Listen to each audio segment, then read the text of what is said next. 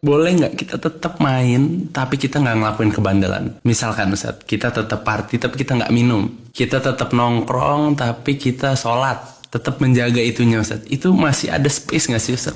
Yang pertama kita harus dudukkan dulu apa hukum kegiatan yang kita lakukan gitu. Kalau hukumnya haram, mau stadium 1, stadium 4, stadium terminal tetap haram. Walaupun memang stadiumnya beda-beda, tapi jelas itu haram. Adapun kalau itu halal, ya halal, nggak ada masalah. Tinggal yang perlu kita dudukkan, apakah worth it gitu loh. Karena nggak semua hal halal kita lakukan juga gitu loh. Ada banyak makanan halal kita nggak makan karena nggak worth it gitu loh. Yang perlu kita pahami, yang paling penting adalah apakah ini layak untuk menghabiskan waktu kita. Waktu muda itu nggak berulang. Kalau kita nggak memanfaatkan waktu muda, maka kita nggak akan dapat hal-hal besar di edisi berikutnya dalam hidup kita.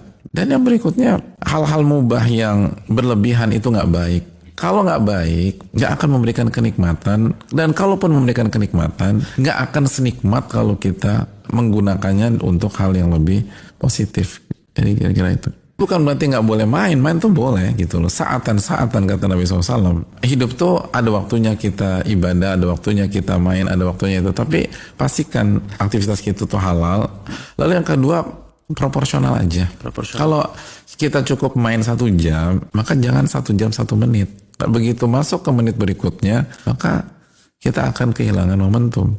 Jadi bukan nggak boleh main boleh jelas. Tapi pastikan ini halal. Lalu yang kedua, proporsional. Allah Ta'ala. Baik Ustaz, terima kasih Ustaz. Barakallahu fiik.